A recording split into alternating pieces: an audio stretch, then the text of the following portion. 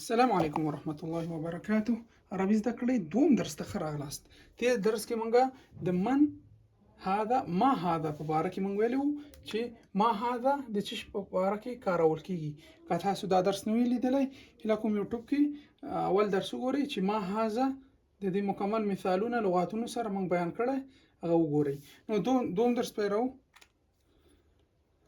بسم الله الحمد لله رب العالمین والصلاة والسلام علی خیر خلقه محمد وعلى آله وصحبه اجمعین. ربي زدني علما. عربي زده کړه په پښتو ژبه کې دوم درس.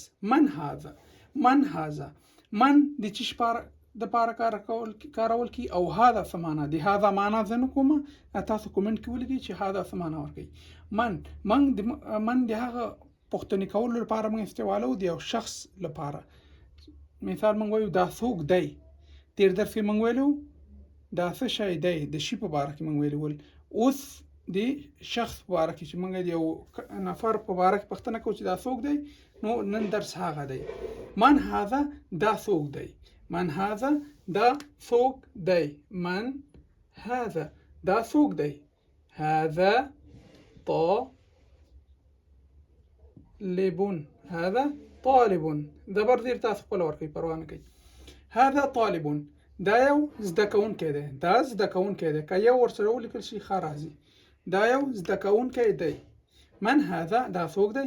هذا طالب دا یو زده کوونکی دی. من هذا دا څوک دی. هذا استاذ.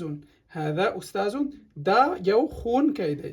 دا یو ښوونکی دی. دلته یو ورسره لیکئ چې ښه راځي. دا یو ښوونکی دی. هذا استاذ دا یو ښوونکی دی. من هذا دا څوک دی. من هذا دا څوک دی. هذا خادم. هذا خادم دا یو نوکر دی.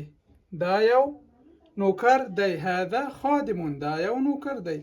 من هذا دا څوک دی. هذا عمر. هذا عمر دا عمر دی. هذا عمر دا عمر دی. من هذا دا څوک دی. هذا سعيد. هذا سعيد دا سعيد دی.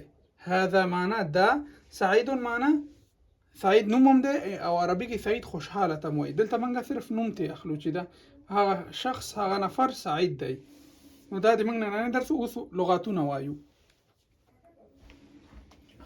مفردات لغاتونه. معلم ښوونکی. معلم ښوونکی. موږ ویلی شو هذا معلم. هذا معلم صرف دلته هذا لیکو. هذا معلم دا ښوونکی دی.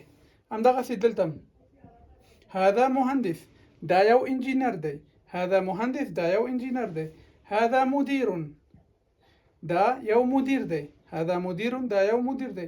هذا محامي. محامي معنا وکیل. محامي وکیل. هذا محامي دا یو وکیل دی.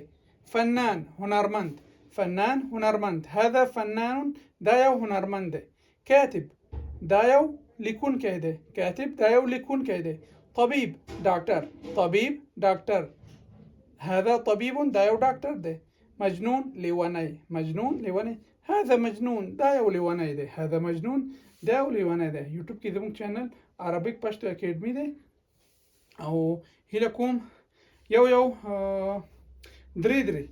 درې مثالونه تاسو کومنټ کړئ. دا تاسو کورنۍ دنده. درې مثالونه هذا ته په کومنټ کې ولیکئ چې مثال ما تاسو ته درکړل. هذا معلم. هذا مهندس. تاسو یو درې مثالونه نور پیدا کړئ او کومنټ کې ولیکئ. او که درس کې څه پوښتنه لرئ، پیشنهاد، انتقاد لرئ، هیله کوم کومنټ کې بیا مو ولیکئ.